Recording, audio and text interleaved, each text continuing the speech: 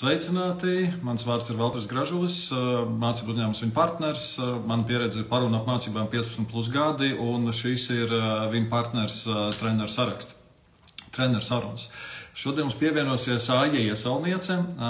Pirms Aija mums pievienojas, es jums pastāstīšu nedaudz par šodienas tēmu.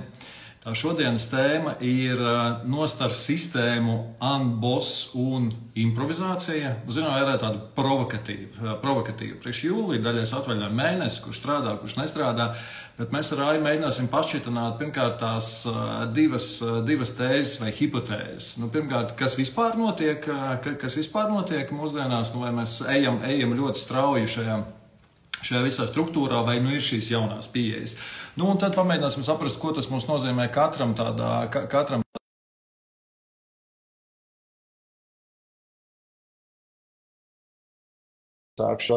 es iesākšu arī tādu zinām paradoksu, jo, ja es varu no savas puses arī, tad burtiski iepriekšējā nedēļā es pārdomāju un gatavojoties arī. Aiju, čau. Aija, es iesāku pusteikumā par vienu paradoksu, varbūt es varu viņu ieskicēt un pajautāt tavu viedokli par viņu. Un tad tu stādīties priekšā, un tad iesim tālāk. Aija, es iesāku ar to, kad izstāstīju, ka mums ir nostar sistēma unboss un improvizācija. Un man pašam domājot par šo laiku, es tā kā nofiksēju šodien 3 situācijas, kas bija pagājušajā nedēļā. Ka no vienas puses cilvēki joprojām jautā skaidrību. Iedod man, kāds ir projekts, kāds būs atalgojums, kādi noteikumi, kur mums vajag stratēģiju. Pie tam tikai mūsu organizācija, bet arī klients saka, mums pietrūkst kaut kāds. Tā ir viena puse. No otras puses man ir bijušas 3 pilnīgi nejaušas sarunas, kurās cilvēki saka, tikai ne 9 līdz 5. Nedod Dievs man strādāt līdz 9-5, vai tu man teiksi, ka man tagad jāsēž vai jāiet ir. Pasaki man, ko man darīt, es pats esmu liels. No trešās puses man bija viena saruna ar vienu psihiatru, Latvijas šobrīd neminēšu uzvārdu vienu psihiatru, kurš teica, ka cilvēki šobrīd deg ar vien jaunāki. Viņš teica, ja pirms tam bija 35, 40, tas pārējais posms. Viņš saka, tagad vidējais klients 25, 27. Plus tas viņš arī atsaucās uz pētījumiem, un tā viņa doma bija tāda, ka mūsu smadzenes netiek līdzi tam ātrumam, plus vēl tas iekšējais spiediens veidojās. Un tad, principā, viņš tā maigi teica, ka jāatgriežas pie 2 telefoniem, privātais un darba, jāiet prom no open officiem, 5 tas viss jāmet projām, un bez tām robežām mēs neizdzīvosim, jo pretēji viņš teica, man būs darbs. Aiju, tas viedoklis par to, kur mēs esam visā šajā paradoksā. Mēs gandrīz vienās sarunās esam bijuši, ja man bija mazliet līdzīgi, man no otras puses viena laba draudzene, kas ļoti ilgi ir strādājusi režīmā ne 9-5, tur teju 10 gadus, kā freelances ir piekritusi atpakaļ doties uz visi ir skaidrs darbu, tātad skaidrā laikā ienāk nauda, ja. Tev ir jābūt tad un tad darbā, ir pat pāris dienas jābūt arī uz ofisu, jābrauc, ko viņa nav darījusi gadiem. Un šauja korķi ārā. Un, lai arī patīk darbs, ir tā sajūta svētdienā, ka Dievs rīt būs pirmdiena. Viņš saka, man tāda nav bijusi. Tā, ka es arī par to domāju, un redz, kā atsauc atpakaļ to pašu. Un mans skatījums uz to ir, ka ir viena lieta, kuru mēs visi ļoti labi zinām. Katrs cilvēks ir individuāls. Mēs esam ritīgi dažādi. Un arī mēs mainamies. Un tas, ka man šobrīd ir vajadzīgs kaut kas viens, nenozīmē, ka man vēlāk vajadzēs tieši to pašu. Varbūt man vajadzēs kaut ko citu. Un tas arī der. Varbūt tagad man vajag 9 līdz 5, tam ritmam un procesam, kas ir šobrīd.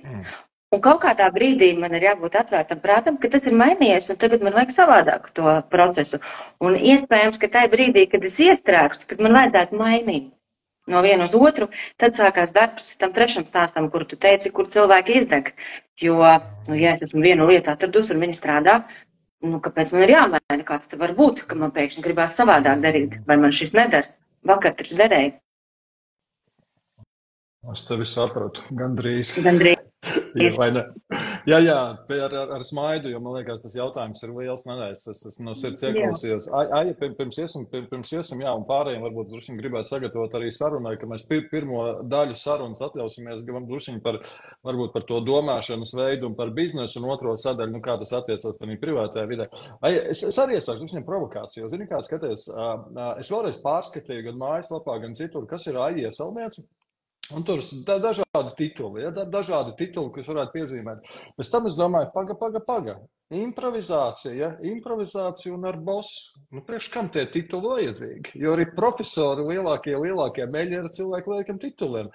Man liekas, ka lielākā vērtība ir Aija, interesants cilvēks ar pieredzi, ar viedokli. Tāpēc šādu paprovocējot, kā tu sevi stādīsi priekšā šodien? Jā, tas ir absolūti provokatīvs jautājums, jo, lai arī es mācu vienu no lietām, ko es daru, es mācu komunicēt un pašprezentēt, es joprojām nemāku sev stādīt priekšā, jo es nemāku to kasti atrast. Taču ir progress.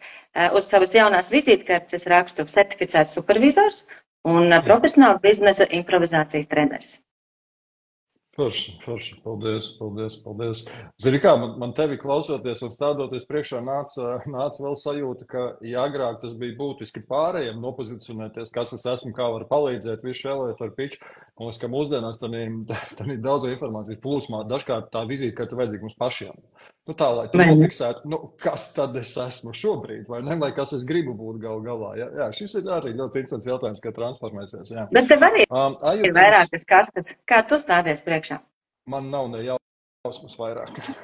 līdzīgi kā tu, man ir bijuši gadi, kad man ir bijis super svarīgi sevi pozicionēt kā vadītāju, tad man ir bijuši gadi kā uzņēmēji, tad man ir svarīgi biznesa treneris, tad es vairs neesmu. Un jāsaka, šobrīd es arī sevi, es negribu teikt sākt apšaubīt, bet visu šīs struktūras un amatas un veidus, kur un kāpēc viņi ir vajadzīgi. Jā, tāpēc man jāsaka tā, ka, teiksim, ja runāju par mācībām, tas ir visvienkāršāk, jo tur es stādu priekšā savu pieredzi. Kā mana pieredze attiecās uz to, ko mēs darīsim šodien. Viss punkts. Pārējie visi amata status, visi gadi vecumi, tas viss ir otršķirīgi.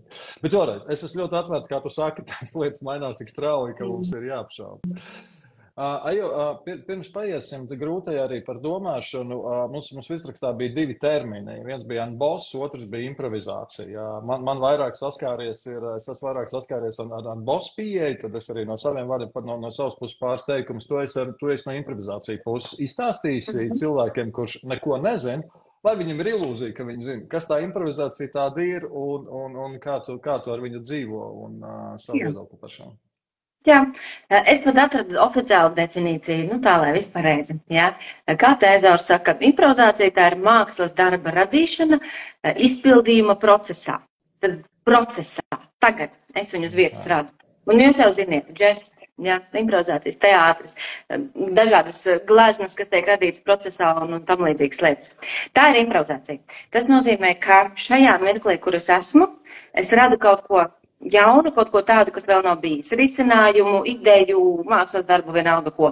Un es to radu ar visu informāciju, kas man līdz šim ir bijusi pieejama. Tātad ir svarīgi, ka man ir daudz zināšanu, informācijas, esmu lasījis, mācījies, trenējies par šo jomu, lai šajā mirklī, kad es radu, es varu to visu salikt kopā un radīt kaut ko vērtīgu. Tā ir improvizācija. Radīt procesā, izmantojot visu to, ko tu līdz šim esi apguvis un zini. Tas ir ļoti labs komentārs, jo tas, kas man norezonē, pirmkārt par norezonē māksla, tad tam jābūt kaut kam augstvērtīgam, kas tiek radīts, nevis, ka mēs vienkārši kaut kādu, vismaz mums ir vēlme to radīt, vai ne? Un otrs, ir zināšanas, kas nozīmē, ka improvizācija nav vienkārši atnācu zaļā pļavā un izdomāju, ka es tagad būšu ainava arhitekts, vai izdomāju, ka es būšu kaut kas. Iedos piemērus, katrs no mums ir bijis kādā improvizācijas uzstāšanās vai teātrī. Es esmu gan daudz cilvēku saticis, kas ir gājuši improvizēt, mācīties improvizāciju priekš sevis, priekš savas attīstības, priekš brīvības, priekš skatuves, priekš šādas. Iedod savu saskarsmi, kā mūsdienās improvizācija ar cilvēku strādā. Interesantākais ir patiešām tas, ko daudzi netic mūsdienās, bet Es nesaukšu vārdos, tomēr lielākā daļa improvizātoru, kurus jūs zinat šobrīd, jā, publiski visos dažādākos veidos un mēdījos ir atnākuši uz improvizācijas teātri, lai tiktu galā ar kautrīgumu, lai iemācītos uzrunāt meitenes vai puišus vai pārspļaut pār lūpu. Un tagad uz viņiem skatoties par to nevarētu pateikt. Tā kā improvizācija šādi arī iet, viņa no malas izskatās, ka es par teātri šobrīd runāju, improvizācijas teātri, kā ļoti viegls foršs process, kur varētu iet jokot. Tas tā gluži nav. Joks rodas no spontanitātes, kur jokus plāno iepriekš, tas ir stand-ups, tas ir kaut kas cits, tā nav improvizācija, tā ir iepriekš plānota, nevis radīta procesā. Un tad no malas cilvēks var atnākot paskatoties, ka te ir forši smieklīgi izstādi, ka viņiem baigi viegli iet, mošķis var pamēģināt. Un tad tādā veidā cilvēks iekuļās kādā nodarbībā un sāk saprast, ka tas nav, kā tu saki, iegāja pļavā un būšu ainava arhitekts. Tur ir noteikumi, formulas, kurām ir jāsako un procesi, lai to varētu patiešām viegli darīt, kā tas pēc tam izskatās. Šis man ir ārkārtīgi interesants tēzes, ko tu beidzamā pateici, ka no vienas puses tev ir formulas, tev ir struktūra, no otras puses tev ir brīvība un tev ir šī improvizācija. Zini kā, es no savas puses savukārt es iezīmēšu Unboss pieeju, un tad man lūgums tev noreflektēja, kas ir tas kopējais improvizācija, un tad pastīsimies. Drušiņ tādam jokam ir, kas tad cik nebija iestudēts šeit, es secināju, ka tagad sežoties pie šī laiva, un šodien uzdāvināja dāvans boss smaržas. Kas vēl var būt veclaicīgāks par šo karas zīmolu ar vīrieti mačo, ar visu šo lietu. Un vienlaicīgi uz galda stāv grāmata Unboss. Tad es domāju, šeit tad mēs esam starp lidostas smaržām un Unboss. Un, zini kā, es tad varbūt tev ieskicēšu, ka tas Unboss koncepts nav vienkārši, es viņam pāris gadus ar viņu dzīvoju, un tas būtiskais ir, es vēlreiz to galveno struktūru gribētu veidot sakojoši, ka punkts numur 1 tās Unboss struktūras runā par to, ka mums ir jābūt lielākam nolūkam. Jebkam, kam mēs darām nodaļa uzņēmums, bet lielākam nolūkam vai mērķis. Un tas nav tā kā vīzija un misija, kas, zinām, vairāk tika radīts, lai apčakarētu vienkārši strādnieks rūpnīcā, bet ar domu, ka, tā kā pa īstam. Ja ballīte pa īstam, ja māksladarbs tā pa īstam, ja gribam palīdzēt cilvēkam, tā pa īstam, nevis tāpēc, ka mēs uzrakstam kaut ko. Un tā bija viena lieta, kas ir. Otra lieta ir tāda, ka apšaubīt tādus apgalvojumus, esošos pieņēmumus un visu laiku pārskatīt to modeli, un viens no tiem ir meklēt partnerību visur, kur mēs varam atrast. Tātad neejam ar darbiniekiem, skatāmies, kā mēs varam sadarboties ar darbiniekiem kā ar partneriem, ar piegādātājiem kā ar partneriem, ar klientiem kā ar partneriem. Ja? Un tā ir šī jautājumu uzdošana, sevis apšaubīšana un veidiem, un tas ir otrs tāds liels, visbiežākais akmens, nevis akmens, bet apgalvojums. Un trešais varbūt, kas cilvēkiem tāds būtu kaut kur visbiežāk sastopams, ir arī tā hierarhija vai uzbūve. Ko tas nozīmē? Ja mēs klasiski tā hierarhija ir, kur augšā ir nozīmē, tur padome, valde, direktori un nodaļas tur, tad šeit pēc būtības ir tāds trīsstūris, un tas trīsstūris ir būvēts tāds, ka visa bāzē ir projekti. Tātad, ja mums ir augstāka misija, tad mums ir projekti, kur mēs kopā sēžamies, ko darot, mēs tai misijai tuvojamies. Un tie ir fiziski projekti, kas jāizdara reālā pasaulē. Otrs tie cilvēki, un viņš nav varbūt kā klasisks darbinieks, tā forma ir otršķirīga, viņš var būt darbinieks, partneris, brīvprātīgais, viņš var mācīties, būt praktikants, bet ideja tāda, ka šis cilvēks atbilstoši savām spējām un vēlmēm piesakās un darbojas šajos projektos, un viņam nav varbūt viena tieša bosa. Viņam ir projekta koordinators un viņam ir mentors vai coach, kas palīdz viņam augt šīs lietas. Un trešais, kā transformējās tas modernais HR vai personāla cilvēki, viņi transformējās par to, ka tie ir šie, mēs varētu lietēt talantu vadītāji vai Unboss metodoloģijā viņi sauc par profesionāļu vadību. Jo, ko tas nozīmē, tad viņu uzdevums, protams, līdzīgi kā bija ar pļāvu ainavu arhitektu, tev ir vajadzīgs tomēr zināšanu posms, lai nokļūtu kādā projektā. Jo tas, kad es vienkārši gribu būt 10 projektos, nenozīmē, ka man ir spējas, lai es būtu tenīs projektos. Un tad tie cilvēki ir atbildīgi, lai piemeklētu un atlasītu, lai atlasītu tenīs veidos.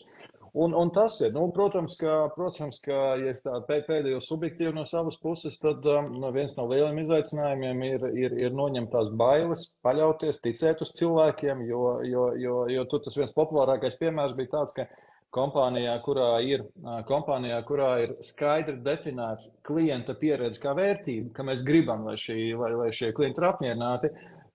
Tas, kā viņi to risināja, viņi risināja ar 500 eiro katrai struktūra vienībai. Ar brīvu tērēšanu. Gribu iztērēt to vienam klientam, dari to. Ja tavuprāt, vajag katram nopirkt to vienai šokolādītei par 5 centiem, dari to. Ja vien tas atbilst tam, ka tas klienta servis ir apmierinātāks. Un tad līdz ar to mēs ļaujamies, kur savādāk mēs kontrolētu, ja iesniedz atrakstu un tāds. Tas ir tāds ļoti lielos griezumos par Anboss pieeju, par tādu. Viņš ir arī tā pret tam, kas tika būvēts ar taylorismu, ar rūpnīcas, ar funkcijas, ar atbildības, ar piemaksas par stundām.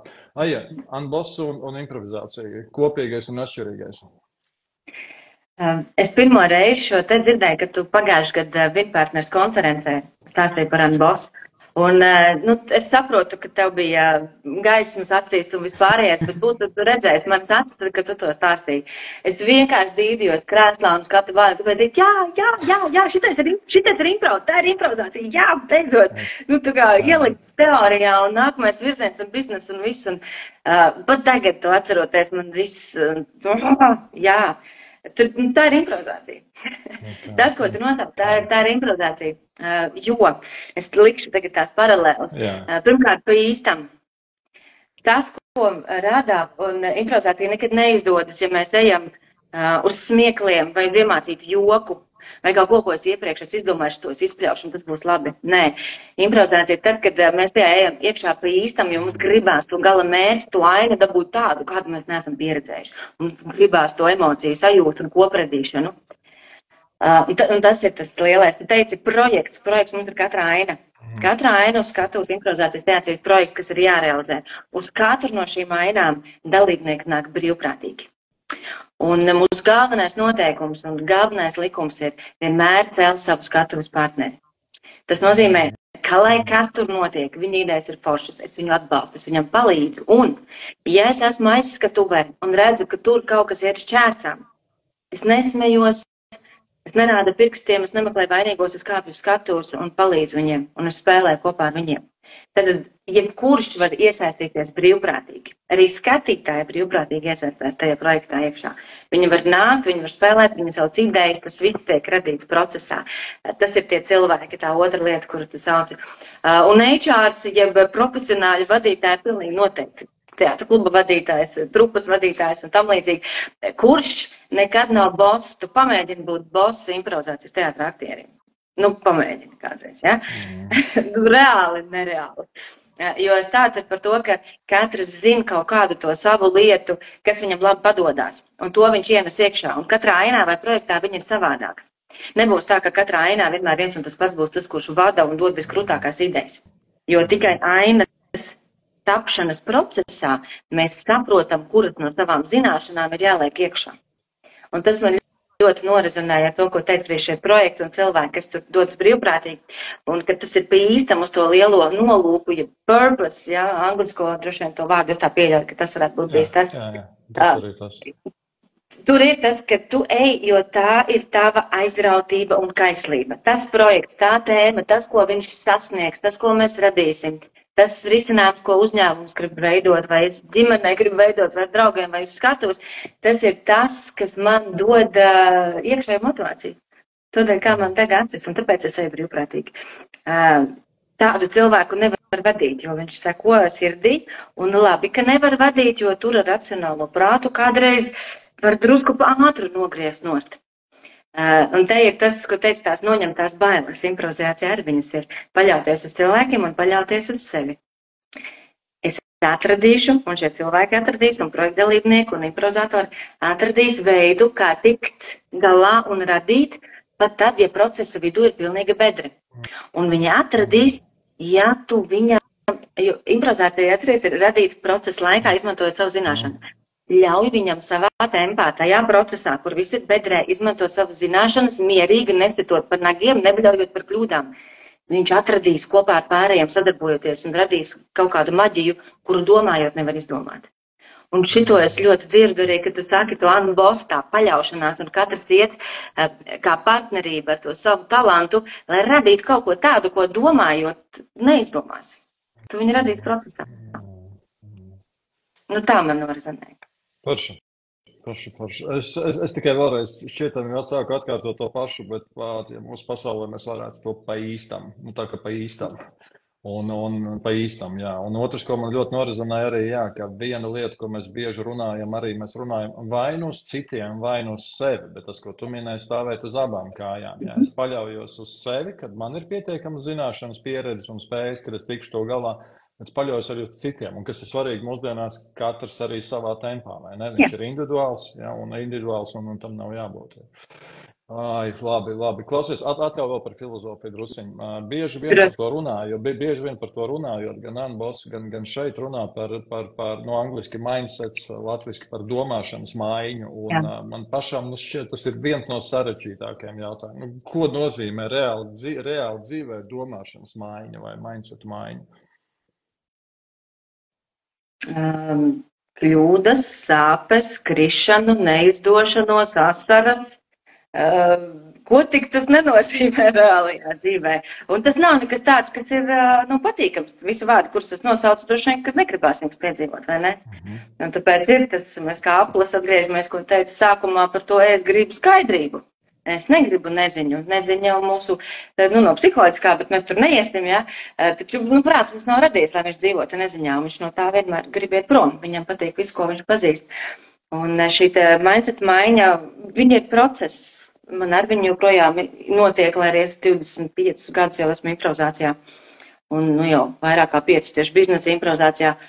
Viņa joprojām ir mūsu vislielākais, pēc tavām bailēm eju atpakaļ, ar ko improvizācijā un biznesa improvizācijā mēs spēlējamies, ir atļaut kļūdīties, kāpt ārā no bailēm, kļūdīties, svinēt kļūdas, un es saku tik skaļi, un es to saku skaļi arī pilotiem un ārstiem un tā tālāk, un šos piemērus mācībās saku, atļaut sev kļūdīties, nejust par to baili, just par to, jebkuru citu emociju, interesi, ziņkāri, vēlmi labot, lai tas nekad vairāk šādi nenotiktu, būtu labāk, kaut ko no šitā, lai tā kļūdai ir jēga, lai pie viņas tu neapstājies, lai no viņas tu vari kaut ko radīt. Un te ir ļoti svarīgs tas partnerības process. Ja tu kļūdā esi viens, baigi lielais risks, tas mindsets, ka tu iekritīsi sevi vainot. Ak, Dievs, es tāds muļķis, tāda idiota, kāpēc es šitā izdarīju, kāpēc es tā pateicu. Ja, grūti. Un ja tev ir blakus otrs, kurš parasti jau tā nesaka, tu cilvēki, ja, vienalga mīļš kolēģis vai sadarbības partners, kurš saka, šitā sanāca baigi traki, tagad mēs šito zinām, kur mēs ejam tālāk. Kopā to mindsetu ir vieglāk mainīt, ja viens otru pietur un neļauj tā bedrē iekrist. Kā tavā pieredze? Es tev, zini kā, es tev drusiņu sākumā, es tev mēģināšu šo pārvērst uz vienu, teiksim, uz šodienas piemēru, arī man pašam par tām kļūdām. Zini kā jūs skaties, tātad mums ar tevi ir šāda live saruna, ja, kuru mēs vēl, ieliksim citās sarunās. Un es tev uzdošu vairākus jautājumus, un tad tu noreflektēji. Es tev pirmais ir šāda saruna, mēs katrs esam kaut ko gatavojušies, mēs esam kaut ko domājuši, vai arī tā ir brīva saruna, ja? Tad punkts numur 1, cik tālu mēs jau iepriekš esam gatavi kļūdīties. Nu, vai mēs šobrīd, vai piemēram, nezinu, cik jau mēs būtu gatavi jau paredzēt, ka tas var būt kļūda, ja Aija šajā sarunā sēdēs uz koka, Valters būs uz laivas. Vai nezinu, es mēģināšu savilkt drēbes tā, lai riktīgi karsti, un tad vai nāk labāk jautājumi, vai nenāk. Un otrs jautājums pēc būtības, kas bija ļoti interesants, man radās tagad klausoties tevi, un tagad iedomājies, šī saruna izgāžās. Nu, absolūti izgāžās. Vai nu tu nevari pievienoties, vai es nevaru saburtot 3 jautājumus kaut kādus un izgāžās. Kā tas tagad notiek? Mēs ejam uz eklērnīcu vai pērkam labu šampānietu un sakam, jā, šis bija labi. Šo mēs internetam parādījām, kā nevajag darīt. Piedod, es drusiņā ar ironiju, bet iedod, kas būtu tā praktiskā lieta, kā nosvinēt neveiksmi šādā sarunā? Es parasti saku vienkārši to, kas tev patīk, bet visu lēnām. Iepriekš paredzēt, tu teici, ka nevar... Atceries, mēs sazvanījāmies, ko tur varētu kāds punkts, es jau rakstīju, mēs varam arī nesazvanīties, ja? Un visam godīgi, es līdz šai sarunai jau aizmirstu, ko mēs tur runājām. jo improvizācija ir veidota procesa laikā. Okay. Līdz ar to, un man ir grēks par to atzīties, bet es atzīšos, kādreiz es par to arī pat lepojos, tāpēc šodien tas ir gan kauns, gan lepošanās. Es lielākoties arī mācības vadot, piedod, ja, iepriekš negatavojos. Es satieku cilvēkus, un tad es vaicāju, kas viņiem ir aktuāls un kas tur notiek. Un tad to, par ko mēs esam runājuši, ko tur vajadzētu ielikt iekšā, es mēģinu pielāgot tai viņa vajadzībai un tad izvēlēties to metodi un spēli. Nu, tas ir veids, kā es improvizāciju izmantoju savā ikdienā. Es atļauju sev būt tajā mirklī, un jā, var gadīties, ka es kļūdos. Tā var būt. Normāli, visiem cilvēkiem var būt. Tas nekad nenozīmēs, ka es atmetīšu šādu pieeju, šo improvizātoru domāšanu. Man viņa nozīmē saikni ar cilvēku un radīt procesā, kas ir lielākā vērtība un kas ir pa īstam. Tas, ko teica Boss, pa īstam. Ja? Tas ir tas, kas man ir sajūtās pa īstam. Tāpēc iepriekš paredzēšana pēc noklusējuma improvizācijā tādas nav. Okay. Viss, kas notiek šajā mirklī, ir pareizi. Un līdz ar to tas, ka ir izgāzusies, piemēram, mūsu šī saruna, un viņi joprojām var izgāzties visādos veidos. Jā, varbūt viņi jau var izgāzties, kas to lai zina, kādam patīk, kādam nepatīk. Tā ir procesa sastāvdaļa.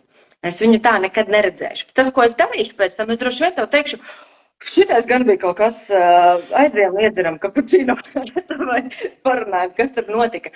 Un tici vai nē, izdarot šito nākamo soli, tajā sarunā, kurā mēs abi satiksimies pēc vaiprāta izgāzušās sarunas, par viņu izsmiesimies un izrunāsimies, ja mēs radīsim jaunas idejas. Pat tad, ja mūsu sarunas mērķis nebūs bijis radīt jaunas idejas. Jo tajā mirklī mēs esam pilnīgi brīvi, pilnīgi, atkailinājušies, varbūt nav pareizākais vārds sarunā mums šobrīd, bet mentāli atkailinājušies, jo mēs esam nokļūdījušies un to atzīstam un ļaujam tam būt. Un tajā brīdī prāts var piekļūt visai savai pieredzei, zināšanām. Improvizācijā to sauc prāts ir fokusēts un relaksēts vienlaicīgi. Un viņš sāk kombinēt kopā. Viņš kombinē to kļūdu ar to, par ko mēs runājam. Un tai kombinācijā rodas jaunas idejas, kas arī ir improvizācija, jo tas ir kaut kas, kas rodas mūsu sarunas procesā. Un mēs nākamo tikšanos un parunāsim par to kļūdu, būs 100 punkti, vismaz viena forša jauna ideja. Tāpēc es arī nekad neredzēšu un improvizāciju, viņi nekad neredzēs kā kļūdu, pie kuras apstāties. Viņš ir process, izspēr nākošo soli. Par nākošo. Jā, jo tad, zin kā, man jau kā vīriešu cilvēkam tur kaut kā viņš jau nav prasās strukturēt vai kaut kādu risinājumu, bet tas, kas man ļoti norizonē, ir, ka jā, bet vajadzīgs arī tas partners tomēr ir. Ja? Tādā pozitīvā nozīmē partners, jo vienam pašam arī pēc neveiksmīgas šādas sarunas, protams, ka tas ir ķīmisks process smadzenēs un ir vajadzīgs laiks un katram ļoti dažādi viens emocionāls, jā, bet sevišķi, ja ir partners un var pastīties, no cita griezuma, tad es absolūti piekrītam, ko tu saki. Man vēl tāds varbūt praktisks dabas jautājums, jo redzi, šis ļoti interesanti aizskar ar vienu lietu. Jo tad, kad mēs runājam par to improvizāciju un Boss, parasti tiek runāts biežāk par biznesu, par struktūru, par attīstību kaut kāds. Bet tu tikko uztaisīji, manā galvā tādu nelielu dekompozīciju arī par mācībām vai par kopēju procesu. Jo viens ir tas stingrais kontrolētais, kurā ir aģenda, materiāls, minūtes, ejam bez 15, žaketes krāsa, pirmais joks, tā, ka viss ir šādi, ar kaut kādu procentu varbūtību. Un otrs, ko tu saki, tu zini, kas tev ir jārada, un tu ej, un tad tu noreflektē ar to vidi, kurā tu esi. Bet, zini, kāds man jautājums bija, tā gari izklāst to kontekstu. Mans jautājums bija tāds, ka daudziem cilvēkiem ir grūti justies tur brīvi. Ja es pateiktu šobrīd 10 cilvēkiem, izdomājiet, kas tas ir, ejiet, jums ir bagāžā tur 17 metodes, un tad sapratīsiet pirmajās 20 minūtēs. Es pieņemu, ka no 10 cilvēkiem 8 pateiks nē. Kā tu dabūji to brīvību? Kā dabūji to sajūtu, ka var aiziet šādi? Trenējot improvizāciju. Pilnīgi brutāli, trenējot improvizāciju. Es arī saku, ka mana reliģija, man ir 2 reliģijas, esmu pagāns, un man otrā reliģija ir improvizācija. Tas ir veids, pie kuras dzīvoju, pie kuras pieturos, pie improvizācijas noteikumiem. Vienmēr celt savu skatuves partneri, tas nozīmē, ka cilvēki, ar kuriem es runāju, ir forši. Jā, viņi var bieži vien tur ir sadzīti ar varu. Tas nenozīmē, ka viņi ir muļķi, viņi ir forši. Es par citu nesen runāju ar vienu treneri, kurš teica gluži pretējo, ka lielākā daļa cilvēku Latvijā ir muļķi. Es domāju, vai grūti tā vadīt mācības. Ja tu vai domājot, kad visi vienmēr celsās skatos partneri, dzirdi viņu. Ja? Esi klātesoši radi tajā mirklī, tātad es savienoju viņu zināšanas, jo viņi ir zinoši un krūti ar savām zināšanām, kas man ir, un mēs radām procesā to risinājumu. Es jau neesmu viņu kurpēs, es taču nevaru. Ja? Es arī nevaru pateikt vienkārši cilvēkam uz ielas improvizējot joku, kas viņu sasmīdinās. Es varu ar viņu kopā viņu radīt. Vai ne? Es taču to cilvēku vēl nepazīstu. Riskēt un uzticēties procesam, un tur ir treniņi, tur ir metodas, ar kurām to var darīt, ka šī riskēšana un uzticēšanās procesam, kas nozīmē sev un partnerim, tas ir neironu savienojums prātā, kas izveidos. Tu viņu ietrenē, un viņš kļūst par dabisku tavu reakciju. Tu no viņas nebaidies, tu viņu atpazīsti. Tu atpazīsti, tagad man ir tas satraukums, tā baile, ļoti labi, tas ir posms, kurā pēc pusstundas mēs tiksim galā. Viss. Es viņu atpazīstu un eju tālāk. Taču kā to var izdarīt? Es nezinu citu veidu, gan jau ir citu veidu, noteikti. Es zinu veidu improvizāciju. Un sekojot šiem likumiem. Un, protams, ka formula jauna. Vislabākā mūsu formula. Forši. Jā, man ļoti atkal norizināja, varbūt tas es atkal tur kaut kādiem saviem vārdiem to visu, ka redzi, kā tu pareizi saki, tev ir improvizācijas struktūra, tev ir kaut kāda tie neironi savienojumi, un tad tā vide var mainīties, jo tu paliec stabili un droši. Ja? Jo man nesen bija pieredze ar vienu šaušanas instruktoru, kurš arī pēc būtības doma bija tā pati, ka sākumā tu ietrenē to drošo struktūru un tas, kas tur ir, tur tie 4 punkti un kādi viņi tad jādara. Un pēc tam tā meistarība kāpjas, ka tu sāc mainīt vides, bet tu savos 4 punktos, tas rada tev to drošību, pielāgošanos un šo lietu. Ļoti interesanti. Aija, nākamais jautājums arī. Daļai provokatīvs, daļai filozofisks, un tad tās mazās vidas paskatīsimies. Respektīvi, skaties, mēs ar tevi esam tas mūsu kopīgais, mēs esam treneri, strādājam ar cilvēkiem arī. Un savukārt es tagad iedomājos, klausās kāds, kurš strādā šobrīd darbā 9-5, vai klausās kāds uzņēmējs, kura struktūra ir no augšas līdz leju budžets. Viņš saka, par kādiem pasaku tēliem jūs te rāju runājat tagad? Kāds un boss, ko man tagad visu atcelt un teikt, lai visi dara, ko grib, un tad viņi saražos tur to metāla konstrukciju kuģim Zviedrijā, vai ko man nolikt naudu, un tad, lai viņi katrs sadala, cik kam? Ko tu pateiksi cilvēkam, kur iekšējās sajūtas ir tas ir muļķības, un tas reālā pasaulē neeksistē, ko mēs tev runājam šeit? Nevajag šito visu uzreiz likt virsū. Ļoti pareizi. Tas cilvēks saka ļoti pareizi. Nedrīkst paņemt vienu on-boss sistēmu vai vienu biznesa improvizācijas sistēmu un uzlikt uzreiz vienā dienā 100% virsū. Protams, ka viss nobruks. Turklāt viņš riskē ar milzu finansēm un laiku un ieguldījumu un nerviem un vispārējo. Tas risks ir par lielu, pat ja mēs sakam, ka kļūdas ir jāsaka. Pilnīgi precīzi un bāži ir vietā. Tas, ko es ieteiktu un ko es šajā gadījumā darbotos, ir ar maziem soļiem ejam un skatāmies šīs lietas. Jo, tu jau arī zini gan pēc pētījumiem, gan pēc vispārējā, kā tas mūsu prāts strādā un visu, ko viņš nezina, viņš viņu atstums. Otrs, ja es esmu ļoti, ļoti uz kaut ko nofokusējies, tad es esmu zoom in, ja? Es neredzu lielo bildi un es liedzu sev iespēju izmantot visas savas zināšanas un prasmes, jo gan 9-5 un tas tāds traks apzīmējums. Man kaut kā vienmēr šķiet, ka tas tā nonivelē. Ir vieta. Katram, restīvi, nav visi biznesa treneri un nav visi improvizatori un nav visi 9-5 un nav visi uzņēmēji. Mums katram ir tā sava, kurā mēs jūtamies forši un tur jābūt. Nevajag mainīt, ja tur viss ir labi. Taču tas mans ieteikums vienmēr ir, protams, tikai ar maziem soļiem un tikai spēlējoties procesā. Jo tas, ko es dzirdu, ko tu saki un kas reizēm notiek, ir tas duālais, ir vai nu viens vai nu otrs. Arī, kad par unboss runā, vai ne, kā, vai nu boss vai unboss, tātad boss un nebūs boss, un kas tad tur būs. Un tad, kad aiziet atpakaļ pie tā paša manas pieminētā kļūdas finēšanas, vēl es to vārdu izmantoju, lai es iztur mazliet korķi ārā, tad arī liekas, ka tad jau visi pieļaus kļūdas uzreiz un tur nekas nebūs. Taču papētot mazliet, kā cilvēku prāts ir veidots, mēs neesam tam fizioloģiski veidot šādi. Mēs saņemam mūsu laimes hormonus no sasniegumiem, nevis no kļūdīšanās. Jā, mēs varam 2-3 reizes, tā kā joka pēc pakļūdīties, bet ilgstoši tas mūs nemotivē, mūs motivē sasniegumu. Un tāpēc tas nav tikai, ja atļaujam kļūdas, tad būs kļūdas, balts un melns. Un šajā pašā boss un anboss, manuprāt, ir tas pats. Tas nav ir boss vai nav boss. Tā ir cits veids, kā strādājam, tas ir ceļš tur drusku pa vidu. Un pirmā lieta, kad šo dzird, ir vienkārši liekas, ka uz otru grāvi būs jāiet, jo skaidrs, ka es viņu lieku pretstatā savai esošai pieredzei. Tāpēc nevajag 100% un nevajag lekt uzreiz uz otru grāvi. Paņemt vienu lietu, kas tev tur norezonēja, pamēģināt, pielāgot, pamainīt viņu, kā tas tavā vidē strādā, un kad nostrādā, tad nākamo lietu. Man te viens salīdzinājums, pilnīgi citu pasauli iemetīšu, lai provocētu gan tos, kas klausās, un vēl tevi atpakaļ. Bet šodien man bija saruna ar vienu dāmu, kas mācījās ūdens elpošanu. Es pirmo reizi dzirdēju, kas ir ūdens elpošana, un man likās elpons zem ūdens. Taču izrādās, tur tas stāsts ir, ka tu ej ūdenī, augstu, 5-6 no rīta ar pavisam maziem soļiem. Un tu ieej drusku tur zem potītes, un tu ej nākamo soli tikai tad, kad tev vairs netrīc, ka tev nav augsti. Un tad tu ej nākamo soli, kur tas ir drusku virs potītes, un tev atkal tā kā pārņem drebuls, un viss tu stāvi, un tu ej nākamo soli tikai tad, kad tev nav augsti. Ļaut pielāgoties. Šeit es darīju tāpat, tikai līdz potītei iekāpt tajā. Un kad tas strādā, tad nākamo.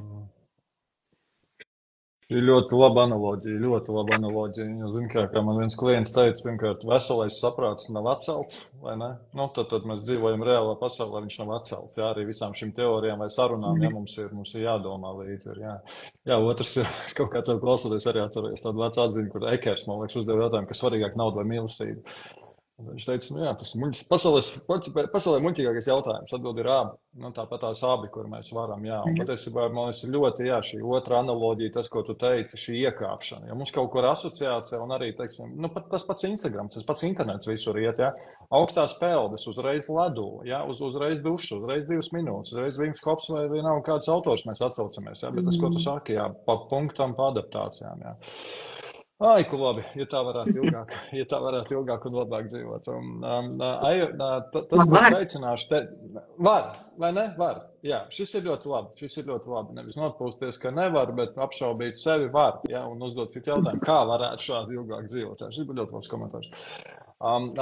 Tas, ko es gribētu drusku pārslēgties uz to otro sadaļu, kā arī radot vērtību vai cenšoties radīt lielāku vērtību no mūsu ar tevi sarunas. Ja mēs aizejam prom no tagad biznesiem, darbiem un visām šīm un improvizācijas klasiskās un unboss klasiskās biznesa, bet uz tādām mazākām vidēm, kas mums katram ir, māja, ģimene, ballīte, pelde kaut kur mēs tur varam integrēt šos principus? Vai tev nāk kaut kas prātā? Jā. Man nāk vairākas lietas prātā. Es vēl peldes tēmu paturpināšu, es tādu hipotēzi izvirzīju šovasar, kad cilvēki spēju lekt uzņēmē darbībā vai spēju lekt jaunā riskantā projektā, var iepriekš identificēt pēc tā, kā viņš iet peldēties. Jo sēžot krastā vai arī peldoties, es redzu 2 tipu cilvēkus. Ir vai nu tādi, kas ieiet un tad ļoti ilgi drebinās, saņemās, un tad varbūt ieiet, varbūt neieiet. Ja? Un tad ir tādi, kas ieiet un uzreiz ieiet. Un tad man šeit, ja tu esi pieņēmis to lēmumu, tad ej. Ja tu neesi, tu sēdi krastā un padomā, kāda jēga līdz pusītē ieiet un drebināties. Ja? Bet tas no manas puses skatoties, jo es eju un riskēju. Tātad peldēšanā tā būtu improvizācijas riskēšana ikdienā. Taču tā galvenā doma, kas man maļās pa prātu un kas ir pati pirmā lieta, kuras izdarīju ar improvizācijas, izveidoju nodarbības pāriem. Jo tas, kā to likumu ievērošana un mazie uzdevumi satuvina svešiniekus, ir kosmiski, un tad, kad es to redzu, ko tas dara cilvēkiem, kas nav nemaz svešinieki, ir pilnīgi kaut kas wow. Piemēram, jo tas bija mans nākamais jautājums. Iedod piemēru. Uzreiz palika tik ļoti interesanti, iedod piemēru. Jā. Iedošu vairākus piemērus. Es iedošu, ko es viņam dodu darīt. Īstenībā to paši var visi darīt. Tos dar pašās beigās, taču pateikšu viņu kā pašu pirmo uzdevumu, kur vispār nekā nav sāpīga. 1 minūti pāris stāv viens otram pretī, viens otru rokām neaiztiek, neko nerunā, viss tikai stāv un skatās acīs 1 minūti. Drīkst apņirkties, acu skatienu novērst nedrīkst. Skatās 1 minūti. Un pēc tam pēc 1 minūtes pasaka vienu vārdu. Ārkārtīgi jaudīgi. Un ja liekas, ka improvizācija ir par jokiem, vai ne? Improvizācija ir par radīšanu procesā. Un radīt procesā ir arī spēt savējam vienkārši paskatīties acīs klusējot. Un skaties, un redzi viņu, un ieraugi, apstāties visā steigā un visā šajā pārējā. Būt tajā procesā. Lūk jau viena lieta, jā. Vai, ja, piemēram, kad mums ir emocijas, karstie strīdi, viens pret vienu, otrs grib otru, tad, jā, un vislabākais veids, mēs arī ar vīru šādi mācamies, mēs tā kā stop, mēģinām vēlreiz, pamēģinām ar jā, un, jā, kad mēs esam kaut ko sakasījušies, tad, kam es piekrītu tevī, kuru tavu idejas paņemu, kas man patīk visā tajā, ko tu saki. Jo varbūt, ka tu saki, braucam tur uz kebabnīcu un sēdamies burgerus un kebabus un visu, un pēc tam vēl kaut ko, un es kebabnīca smirdēs, negaršo, un es uzreiz jau, jā, bet taču labāk uz šito. Ar jā, un versijas atbildēt, forši, ka tu aicini mūs kaut kur braukt. Es rītīgi gribu braukt. Es piekrītu kaut kam tavā idejā. Un tad es drusku lieku no sevis klāt. Un zini kā, ja tu vēlies kebabnīcu, pacam to kebabu, un varbūt mēs pēc tam varam jūras veltas kaut ko vēl atrast. Tā kā manam priekam. Un tā saruna jau ir savādāk. Nevis kebabnīca, halo, labāk jūras veltas. Ja? Sadzirdēt to, kas man der un patīk otrajā, un viņu nosaukt skaļi. Un tad liklāt to, kas man ir vajadzīgs. Tā arī tāda cieņpilna saruna veidojās. Un tas ir improvizācijas princips. Un ikdienā ar draugiem, ar ģimeni, ar bērniem, ar tīņiem, kā šis palīdz un noder. Redzēt, skatīties acīs, paklusēt, ļaut tam cilvēkam būt, un tad no sākuma ieraudzīt, atceries celt savu skatuves partneri, ieraudzīt, kā es viņu pacelt, kas man viņa idejā, rīcībā vai šajā procesā patīk. Fokus uz to, kas man patīk un kam es piekrītu. Nevis, kas man nepatīk un nepiekrītu. Tas ir tas, ko improvizācija nes ikdienā. Es atbildēju? Tu atbildēji.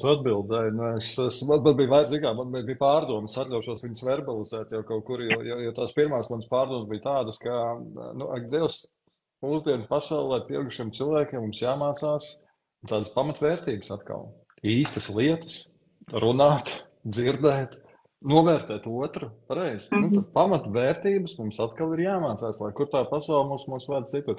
Mazais, varbūt nenopietnais jautājums man ienāca prātā, ja pēc minūtes, kā tu savāc, ja pēc minūtes tur neiznāk kaut kas jauns, jo es saprotu, ja pēc minūtes un iznāk saldīte, vai pēc minūtes iznāk tāds, bet ja pēc minūtes iznāk maita vai kebabs, ko tu dari šito?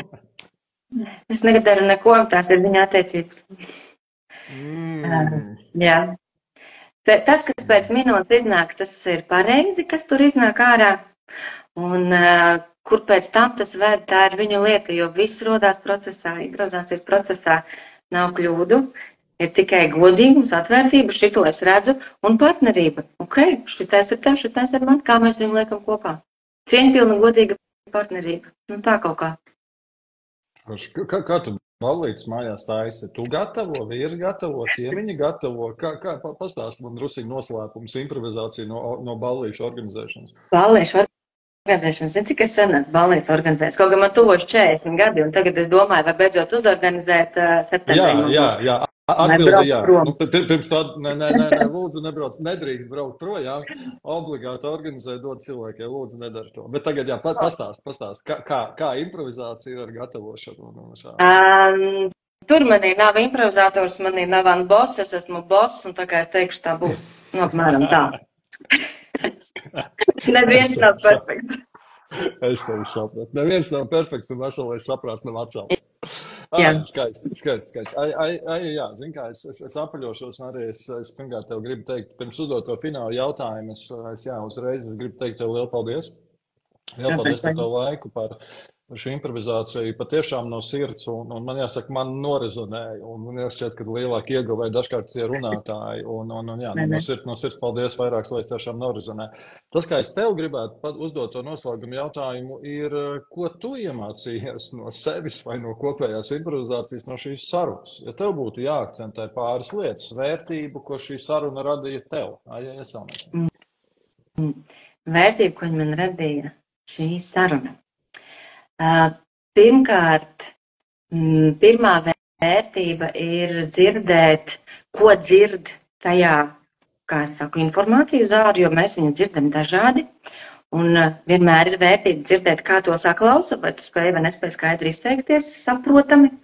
Otra vērtība man ir, kad tieši konkrēti no šīs sarunas, ka tu viņu pārfrāzē, un es iegūstu citus vārdus, veidus, formas un piemērus, kā šo stāstīt. Ja? Vai arī dzirdu vēl kaut kādu plašāku lietu no tā visa. Un trešā vērtība ir, es pierakstīju Anna Bosa 3 stūri, man viņš ļoti, ļoti patīk, kur te nevarēs redzēt, bet droši vien tur tā, ja, izcelti ir vārdi pa īstam. Un tas man kaut kur tā ļoti sēž, un ik pa laikam man vajag sev atgādināt. Pa īstam, es daru tāpēc, ka man ir svarīgi pa īstam, ar citiem ir jādara tā, lai ir pa īstam. Tie vārdi ir baigi svarīgi, un forši, ka tu viņus šodien vairāk kārt nosauci.